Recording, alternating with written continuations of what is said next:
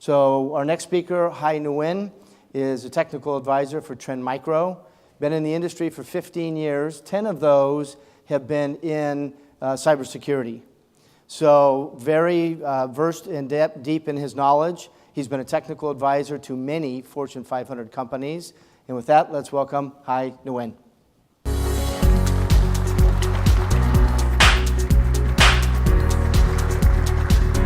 Thank you, that is great stuff.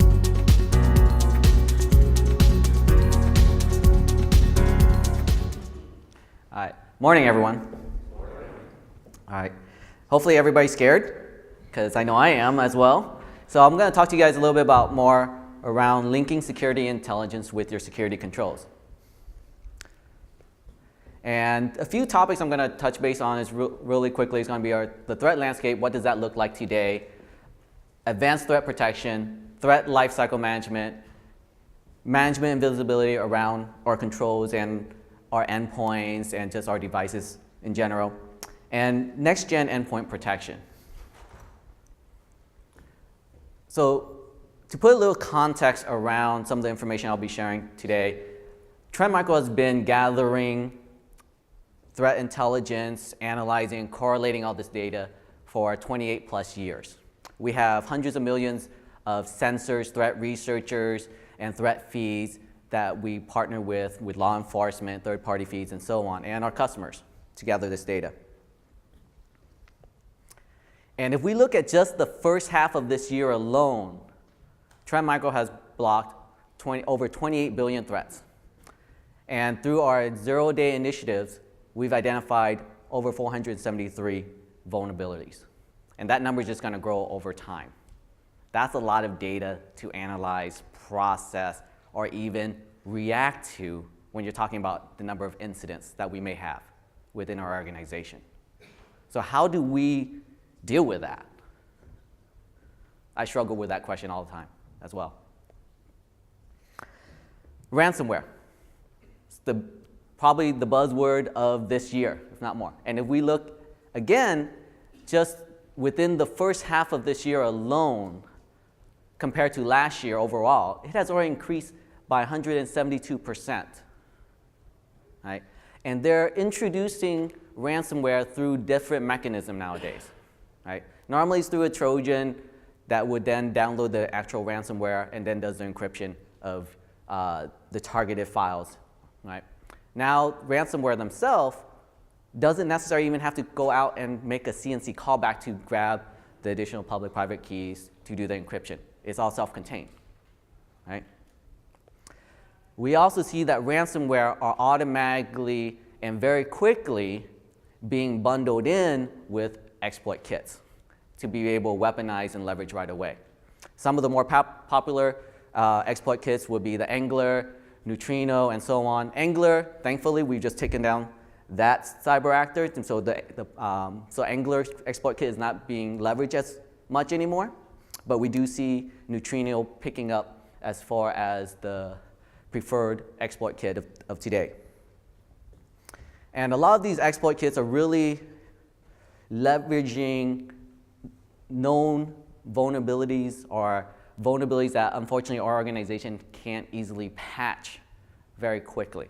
I still see probably MS-0867, the configure vulnerability, still heavily used today alone. And that was back in 2008, I believe. All right? So what does this all mean to us?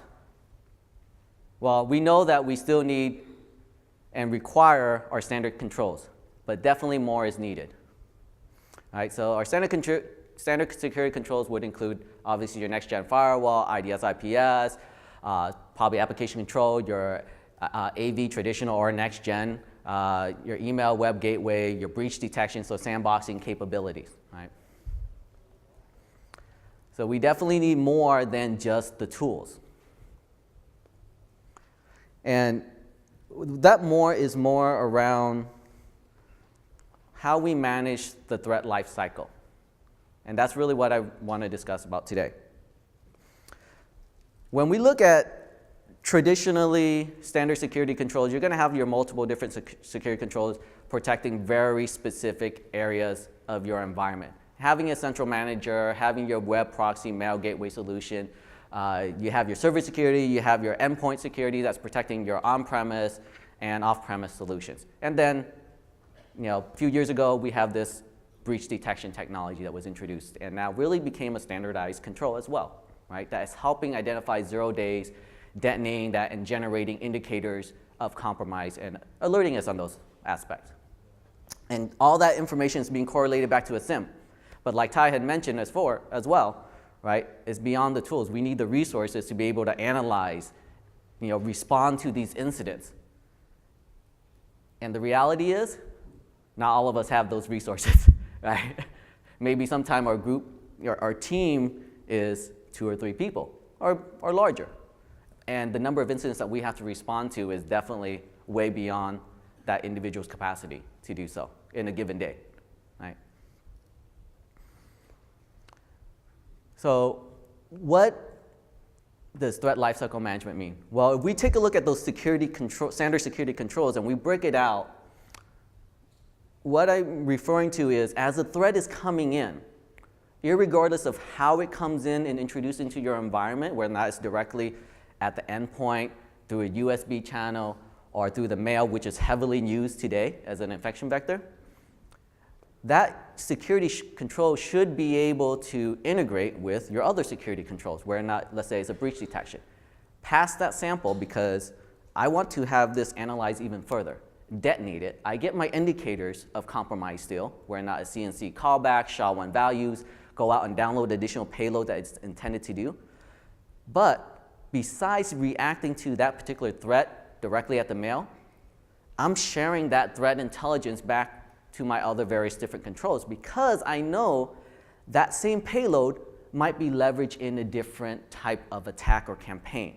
Or the child payloads that it tries to download will be used as the primary weaponized tool, potentially.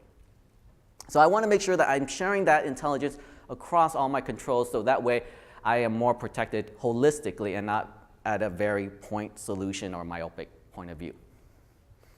And not only that, every single solution needs to become, in essence, a sensor for us, right? Because we already have these controls. So we got to maximize them to their full potential and instead of just doing what they were originally designed to do, which is protecting that piece of my pie, in essence, right? And then where our endpoints, which we know are very susceptible to threats because what's in front of that endpoint, right? It's a user. As much education that we can provide to a user, unfortunately, is never enough. Because they don't really work in the security realm, right? That's not their job functionality. Their job functionality is to do these particular tasks. So if I was an HR admin or an individual that works in the procurement, my job is to open up documents all the time.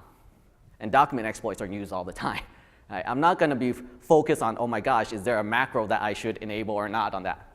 Because I need to do my daily job.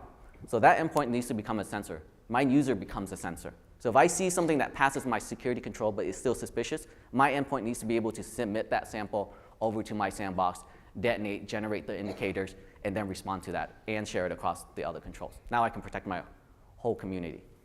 Right? And we're talking about management and visibility. A lot of times as security individuals, we're so focused on the endpoints, the devices. Okay, I need to protect this. I need to get visibility into when a threat or incident occurs on those devices. Well, I would challenge that. That is needed, but I would also challenge that because a lot of times I feel that if we can understand who's being targeted besides what is being targeted is also as important. So if I see maybe a pattern where an individual user is constantly being compromised or has security incidents, and across multiple different devices, because everybody here today probably have 2 or 3 devices that they work. They're all interconnected. Right? But if this user keeps on popping up, that tells me, maybe I should provide a little bit more education to this individual to better protect my organization. Or maybe this individual is just a target right now. Right? So I need to put this individual on a watch list and monitor them closely. Because sometimes when we cut that individual off from a particular incident, we're also losing their visibility to better understand the tactics and the tools that the cyber actors are using. So maybe sometimes I want to leave it running for a little bit, but know exactly who are they targeting and which devices they're targeting. Right?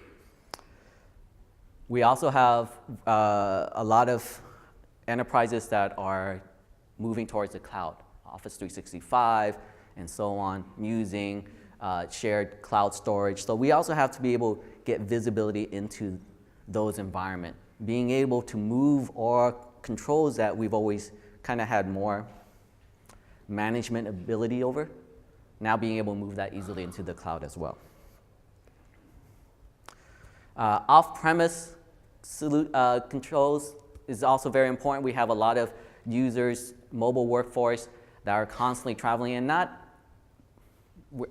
unfortunately, personally myself, I don't see a lot of enterprises being able to do an enforcement of VPN connection back all the time, right? We have a very mobile workforce today that oftentimes are not even connected to VPN and just on a Starbucks Wi-Fi or any other open internet source. That keeps them very exposed to potential threats, and when they do connect back into our environment, it becomes a big risk for us because they are probably already compromised or at risk. So we definitely need an ability to provide the same threat intelligence, not only internally within our organization, but getting that back out to our remote users as well. And the remote users also becomes a sensor for us, being able to send that payload or that intelligence back into our organization that we can leverage. So next generation endpoint protection. When we talk about next gen endpoint protection, we're always talking about machine learning, right? That's the other big buzzword.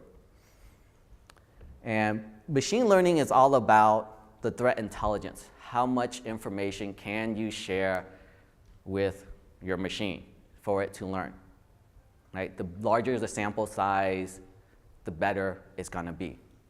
It's gonna grow, right? If you think about a baby and you were feeding intelligence, we're talking to a child early on, right? They're absorbing all that. But it takes time before that becomes usable information, right?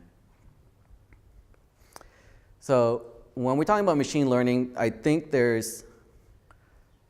we have to take a certain approach, I feel, to be where we can get the most effectiveness and performance out of machine learning. Because there's already a lot of threat intelligence and indicators of compromise that we already know today. Would I want my machine to analyze that, every single piece of information? Probably not. If I already know about it, take action upon it. That way I don't waste that processing power, right? And all that effort that we've already done into threat analysis and so on. And then you start looking at more behavioral, and then ultimately that's where machine learning should really process maybe 1% or 2% at most of the payloads or the threats that are coming into an organization. Because I've already had all these other layers of filters. Just like layers of defense, right? You want layers of filter, that way you get the best performance. And then ultimately, if we go follow that model, what we get would be better performance and detection in general. And machine learning wise, we definitely want to understand certain information such as how did it come in, who did it affect, and what made that particular threat identified as malicious. What is that threat probability? Help me understand how you map that information. So this would be an example of some of those details that you might be able to get. Going back to my earlier topic where we know that exploits are heavily used today, so we need to be able to provide an ability for enterprises where we can manage our patch management cycle a lot easier. Because we know that we can't necessarily patch immediately as the 0 days come out. And just being able to identify where am I vulnerable to that vulnerability, or maybe I have a custom application that runs on a certain version of Java or Adobe and I can't easily patch. How do I protect myself? So you need to have tools in place that can provide what we would call virtual patching, right? Really applying an IPS rule at that host level automatically. That way you can free up your resources now to really vet out that patch that your software vendor has provided, make sure that it doesn't break something as well, right? And then responding to incidents. Now that we have all these threat intelligence and information where it's being shared across your multiple controls and automatically responding to incidents for you, freeing up your resources to now really focus on the more advanced threats or the more critical threats within your organization, you need to be able to take those same indicators easily and automatically search them across your environment based on various different queries or metadata, right? For example, I see an indicator, here's the SHA-1 value that I got from the law enforcement agencies or within your own security controls. Do I see this anywhere else across my environment? And being able to cross-correlate that information a little bit more. And that's pretty much it. Yeah.